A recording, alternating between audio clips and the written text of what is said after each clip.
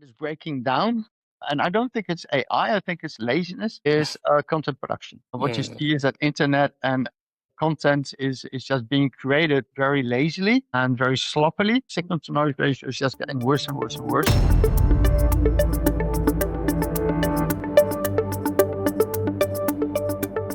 Most companies don't have a product problem, they have a story problem. They grow so fast that they lose sight of who they are and why they started. Today we're joined by Bart Termors-Schussen, the founder of More Awesome, based in Amsterdam. With a master's in computer science and over 2 decades in marketing, Bart is bridging the gap between deep tech and human storytelling.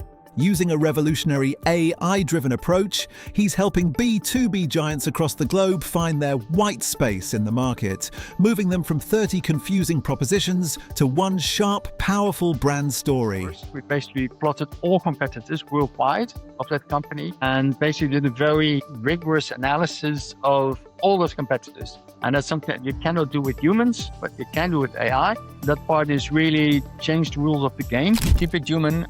And don't like what we don't do, and I truly believe that like putting technology in the loop is fine, but let humans be there too. I think they're unmatched in creativity, embrace change, and focus on the human part of the business. Do you see the companies are really wasting money on these type of solutions because there is a lot of chaos, but nobody really knows?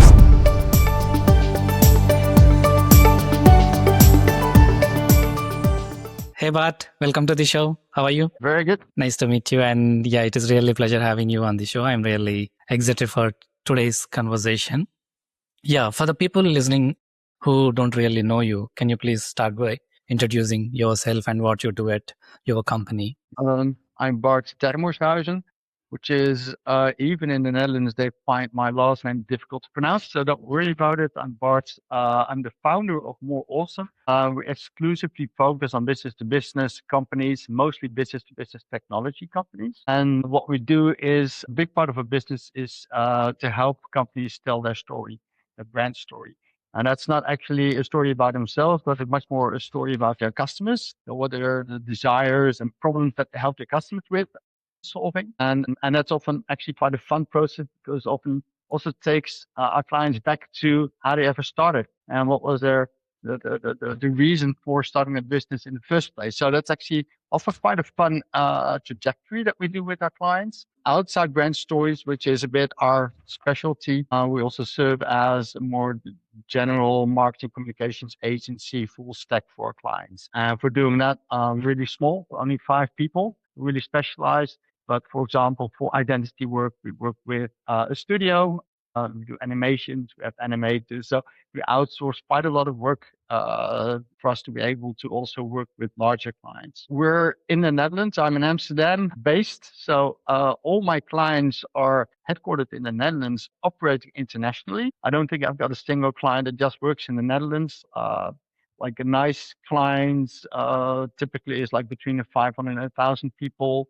Operate across the globe and also have the challenges in dealing with different cultures and different marketing teams, etc. So that's a bit of space, maybe a little bit about myself, and then I stopped chatting. It's a little bit relevant. I've got a master's in computer science, and since 2003, I'm actually working in marketing and communications. Started out on the digital side, running a digital agency, but also worked on ad agencies, big ad networks like JWT. Worked with them for quite a while, and the last 7 years I'm working as a founder for More Awesome, and I really like to work in the technology field. So also getting back to us, computer science, it's for me a very nice combination to work with tech companies. I think I generally really understand what they're doing, also understand their clients, but maybe also more importantly, I think that my clients really value working with an agency that really loves what they do. So they hire me for the creativity, but they're still truly interested. I'm interested in what they're doing, what they're making, how they're dealing with the clients and stuff like that. Got it. Yeah, it was really an amazing intro about you and your company. So what kind of problems do clients really when they initially approach? It depends a bit in what phase of their own development they are. So if I take a typical client, they're already a little bit larger, but often they got a bit lost in a way. They don't understand their own brand so much anymore. So they just grew and grew and they got bigger and often actually quite successful in the market. But at the same time, it also lacks focus and true understanding, like what is it that we really mean for our clients. So they often come to me to get a more sharpened brand. And that is about their own story, but also their propositions. Instead of literally like 25 or 30 propositions, actually want to have just a handful that really communicates very strongly, that really aligns with the market positioning. So helping to sharpen that and get back on track and really communicate very well is also the problem that they have. And that's also what I'm helping them with. So I think that is often where they come at me for. And if you look a little bit larger in the market, I think it's tech market really is doing very well. Business to business generally is also doing very, very well. So I don't think there's like an overarching challenge in that, but there's challenges in scaling up. There's challenges in, for example, now with AI. That's something that agencies notice, but also our clients find difficult to adjust to. So those kind of challenges, I think, are quite generic in the market. But I think scaling up and staying close to who you want to be is probably the most important reason for customers to come at more awesome. Got it. So since you told about the scaling the business is really kind of a challenge right now, can you please elaborate on that more? So what does really affecting the businesses, or what is really stopping them to grow their businesses and to take their revenues or the numbers to the next level? Well, it's like on my side, as I said, I think getting clear in what you do and who you are and how you communicate that. So really basically, okay, what's the story, and align that in the pitch decks on your website, in the messaging stack, in everything you do. Choose a positioning and stick to it. And just roll it through basically to refocus it. That allows to also to dumb it down and to simplify it and to template it really allows people to scale up because it's so much easier. For example, if you start to scale up on sales, that your sales story is really, really clear and really communicates well. And just, it's just becomes simpler instead of more complex. And I think when companies grow from, let's say, like 100 to 500, 1,000 people, you see the complexity increases very quickly. And so you really need to complicate it a bit. And you also see that, for example, especially in marketing, that when scaling up, like marketing, it's a bit of a brave, stay with me. It's very complex. You can do so many different instruments. Like you can do all kinds of content, you can do events, you can do websites and newsletters and podcasts. There's so many instruments that you can do. And at the same time, when you start doing it all together, it's very difficult to actually get traction from it. In many cases, it's just simpler also with that to simplify, to bring it down, to focus and to do what you do really, really well and get traction just on that. And once you have that, maybe then you add one or two things to that mix. And it goes for marketing, goes for sales, goes for communication. So refocusing is, I think, one of the big challenges. Other big challenge I think is quite representative is internationalization. Like my clients work in many different markets, and then you have to strike a balance between what do you do centrally and what do you do locally. For example, field management and marketing, accounts, account-based sales, and all the kind of stuff. Yes, you do in the field at the location. But there are many things. For example, if you have an international event, how do you organize that properly? How do you make sure that your messaging stays aligned on the track and that you work effectively? Well, those are typical challenges on the marketing side that many of my customers are dealing with, how to organize it and, how to stay effective with that. So yeah, that's also quite a typical problem. Got it. Got it. Yeah, I really agree with you what you just said. And if we talk about the trends right now in the industry, so you've been working with the founders and the teams and helping them with the growth and the digital strategy. So from your seat, what big shifts or trends you are noticing right now in how companies approach growth and the digital execution? Yeah, I think there is big elephant, obviously, is AI. I think AI is really touching everything, and it touches the in-house marketing teams, also touches our work big time. And I think that's really the most important technology-driven trend that's really impacting our field big time. And it goes into, I think it's also interesting to see how it impacts, because I think we're now only in like the first phase of AI adoption, which is really focused on individuals and making individuals more efficient and also automating some processes that couldn't be automated before. So, for example, quite smart outreach. You can do that with AI quite effectively. You can be much more smarter than the old workflowy kind of way where you do email marketing, for example. All the kind of stuff gets smarter and more efficient. And as I said, on the other hand, people get more, they get empowered by the tools they get using AI. And it goes from writing a more effective email to, everything that you do in the marketing department to running a social media campaign. So I think AI is having a big impact on that.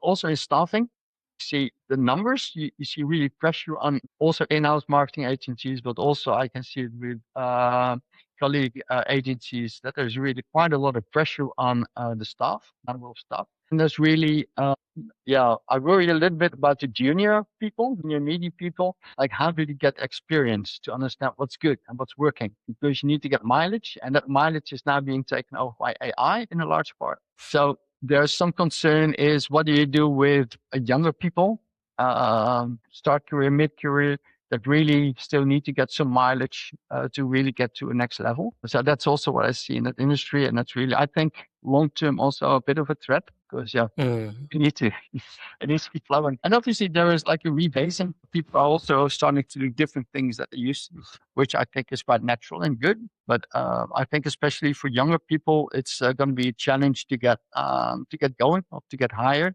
and to be productive and to learn. Got it. Yeah, you told about how AI is really affecting the industry. But if I ask you about what is clearly not working right now, so you've been in the industry for a very long time. So what it used to work is not really working right now. I think that's a very good question. I think what is breaking down, and I don't think it's AI, I think it's laziness, is content production. What you see is that internet and content is just being created very lazily and very sloppily. And it just creates really on many levels. It's like, even if you create good content, and no matter how you do, but if you create good content, the noise is getting so loud. So the signal to noise ratio is just getting worse and worse and worse. So I think that's really a problem, especially in business to business, because I still great show for a company to their audience, like that they're a specialist or an authority in a specific field. And so it stays important, but it's very worrisome too. So, and I really think it's about laziness. I'm not sure if you have heard the term vibe coding. Yeah. So it's a bit, the analogy with vibe coding is like how they do it is saying, well, create me a cool RPG game and I like to have nice graphics and it needs to be neon styled, with nice lights and stuff, and make me something. And then they expect a cool game to come out. And surprisingly, often there's some game coming out that is neon-y and is RPG and it's actually quite cool. But sometimes it works. But if you do that approach for content, you really get slow. You can't expect something good if you say, well, create me a white paper on this topic, make it McKinsey style, and a half a day later you have something fantastic. It really does not work like that. And it's just going to be slop in the worst sense. And I see that happening a lot. I think that's really hurting the industry, really hurting brands. And it's a short term, because it looks okay. It looks fine. But if you start to dive a little bit deeper, it's really crap. Really need to, I think, And also the bad thing is that I think there's a good way of doing it in the right way, where you really balance AI and human and really, but it's a very different process than just, shouting one prompt to an LLM and thinking there's going to be a great white paper. It just will not work like that ever. So I think that's a concern. And I think also marketing agencies and also customers should really think harder and not think in terms of there's free content. Just I give a very small prompt, I'm going to get something great. It will not happen. It really requires a very different approach in order to get something good. Yeah, makes sense. And so in elaboration to that again, where do you see the companies are really wasting money on these type of solutions? Because there is a lot of chaos going on in the market. There are a lot of tools, solutions, so many are available, but nobody really knows what is the right strategy, right tool, whether it is suitable for me or not. So in your opinion, and what are you seeing in a day-to-day manner, especially with your clients? Yeah, I must say that I talk with colleagues and like the colleague marketing agencies and a lot with clients. The most I see is really tools that are helping people doing their jobs a bit better. So if they get like a workshop on ChatGPT, visual designer, they start to play with, with Gemini. They start playing around with that kind of tools, and often that's as far as it goes. And sometimes it sticks a bit, and sometimes it doesn't. And then they call it a pilot, and that's about it. Okay. Sometimes, if they're a little bit more professional, they look at things like prompt libraries. So they start to build on like some practices of prompting and some processes to get it better. But to be honest, I think that's about the state of the practice. And in a way, I think it's good because people also like in the field start to experience a bit like what can you expect, what works and what doesn't work, and to get a feel for how it is. But for me, I haven't seen really a lot of solid pilots where they actually start taking the business process and really picking it up and doing it differently and really start intelligently to think, how can we redesign this process? How can we do this really different, making best use of AI and people? How does it combine? I've seen it very rarely. So it's my experience mostly focused on an individual level. And I see very little traction yet on, for example, agentic orchestration. So how do you actually create like smarter apps that are chaining different agents together, work together with humans to get a little bit more comprehensive solution, AI-driven solutions for a business? I haven't seen that yet, but it may be out there. And I see a lot of point solutions. So that is something that you very quickly see, for example, on recruitment, you have like an AI powered whatever solution. Everything is AI powered now. So also like Salesforce is AI powered. So all the solutions are, embedding AI more or less inside their thing. But you also have really some AI solutions that take point approaches to specific business domains. And that is also what you see. But like HR is quite interesting because that's where you see also quite a lot of volume. So that's where you see it pick up quickly. I haven't seen it that much across the board yet. So more on a people level than on a process level. Got it. Yeah, as we discussed previously, so you've been working with so many people and you already helped so many business to achieve their success in your field. So if you could share one success story of how you helped one client of yours and what type of success they have got after collaborating with you, it would be really amazing. Yeah, I think that's nice. I've got a client, ACT Group, and ACT Group is in commodity trading, but now increasingly more and more also into providing sustainability solutions for corporates. It sounds vague. Maybe it is for some of the listeners, but it's really about, for example, a corporate like Volkswagen saying, having an objective to buy all their energy renewable, so 100% renewable. And ACT is helping, in that case, Volkswagen to actually achieve that across the world. So doing all the purchasing and everything surrounding to make that objective, sustainability objective true. So that is what ACT Group is doing. They're quite fast growing. I think they're operating worldwide. So they have worldwide offices headquartered in the Netherlands. They came to me with that difficulty going from really a trading house where they did commodity trading, like carbon certificates trading, to much more sustainable solution provider. So they had a challenge there in how their brand was fitting with that. So they were called first Amsterdam commodity traders. And so really need to change that. So we really thought about what's your brand story. So we worked with the executive team on the brand story, on their positioning in the market, and really repositioned the brand to rebuild a new marketing stack for them. Also in terms of communication, the positioning, pitch decks, the whole works. And that's actually quite fun because it really goes from a trading house to a solution provider. So that's also a nice business shift that we're going through. I think that's a nice success story. To add to that, this was the first time that we actually did an AI-driven positioning. And I don't know if you're acquainted with how competitive positioning normally works. In the old days, it was like you take a handful of competitors that define your market space. You take a look at those competitors, like, okay, how are they positioned in the market? And you try to find a white spot and say, well, that's an option where you can sit in this market. So, well, and that is really, we took a very different tack there. We basically plotted all competitors worldwide of that company and basically did a very rigorous analysis of all those competitors. And that's something that you cannot do with humans, but you can do with AI. And we did an analysis, okay, what are potential white spots here where you can position yourself? And that part is really changed the rules of the game. I think a nice feedback that we got is that CEO said, well, he's ex-Shell. And he said, well, he did a lot of positioning in his time that he never had a positioning that thorough. So that's also very important because it also gives some grounding in the investments and the way forward for a company. Instead of fluffy trust, you get really solid. And you still need to couple it with creativity. So if you want to position yourself there, what does it mean in terms of communication? How are you going to do it? How you communicate that in a way that's really appealing and different? There's always the creativity there, but to ground it in fact and analysis, also with, in this case, competitive analysis, that's really, really cool. So I think that's a very nice case where you see AI on the analysis side, but also human creativity come together in really creating great value.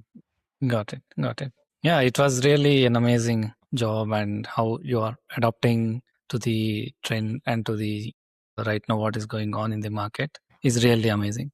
Yeah, but so you did an amazing job. Just what you said about the success story of yours. So, and we already talked about marketing a lot. So if we talk about the current situation, how you are handling the marketing in your company and how you are getting the new clients into the business. Okay. Yeah, that's a good question. My business is, as I've told you, my business is quite a specialty business. So I'm really bound by the people I have, and I just find it difficult to grow, and I'm not really setting out to grow. So I'm mostly getting new clients. About like 50-60% of my annual revenue is from existing clients, maybe even more, 60-70%.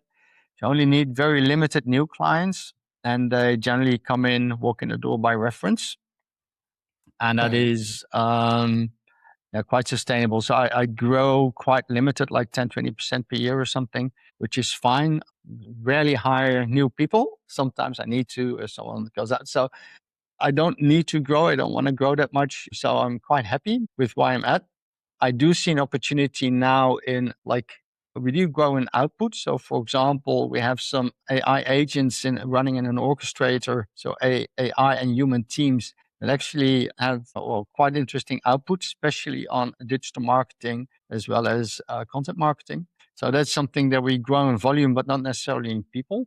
I've got limited growth. There's also, my marketing is quite limited, and that's intentionally so. Got it. Yeah, makes sense. And yeah, if we talk about the future goals, you already tweaked a little bit about it, but yeah, just 2026 just now started. So what is your goal for this year, and how you are seeing the more awesome company in the next few years? Yeah, I think for us this year, it's really going to be an AI adoption year. We really believe that AI is really driving this industry forward. I really like, as well, hopefully I said, really like technology. Be grabbed by also AI, how that works. So, but I do like to apply it in a way that it actually makes sense and improves quality. So for example, on the positioning side, you can actually see that it really brings quality to the table, actually more than people do. And the same goes for how to, for example, use AI in creating content. There are ways to really do it in that you don't get slop, that you really get high quality content, and that benefits my clients. And so that's for 2026. I really want to go into a state where a lot of the more operating side of things, analysis side of things, that we increasingly use AI, so we work very efficiently and get ourselves on a higher quality level. And I think that's also necessary. I think also for other agencies to take that step, because if you don't, you're going to be done playing quite quickly. What I believe. So it's such a massive difference. There is, I don't know if you talk to other people too, but we really see in some aspects like 5 times, 10 times more efficiency gains. And there's sometimes, if you look at quality, also that's more difficult to do it like 10x quality. I think that's nonsense, but you see really quality gains too. So I think there's a big opportunity to do that, and that's what we're going to do in 2026 here. Got it. Yeah, it was really amazing, and I really wish you all the very best for your future Thank you. goals. And yeah, before we leave the episode, so if you can give one suggestions for the people out there, especially for the younger self of you or younger self of the founders or owners who is in the same field, especially the branding, marketing, and the storytelling, what it could be? Yeah, maybe keep it human. I think the human factor is so important. So keep it human. And don't like what we don't do. And I truly believe that like putting technology in the loop is fine, but let humans be there too. I think they're unmatched in creativity and oversight, and also working. Like we're in the people business, right? You need to talk to clients, need to work with clients. And so this human factor is really, really important. And I think that people in agencies that are good in communication and working with clients, I think they're going to have a fantastic future. And so, yeah, I think future is bright, but there is some change coming up. So embrace change and focus on the human part of the business. Got it. It is really amazing. If anyone wants to find you out, where they can check out for you? Yeah, they can check out moreawesome.co. Moreawesome.co, so not a com, but co. Find my portfolio, the company, the team, customers that we work with, and our offering, and they can reach out. There's a form there, so happy to work with new clients. All right, thank you. Okay. Thank you, Bart. It was really amazing talking with you, having you on the show, and you have shared so many amazing insights, especially your experience and the industry, what have you been seeing for the past few years. It is really amazing, and I hope our audience also will find it really valuable. Thank you for joining the show. My pleasure. Good luck. Cheers. Bye-bye.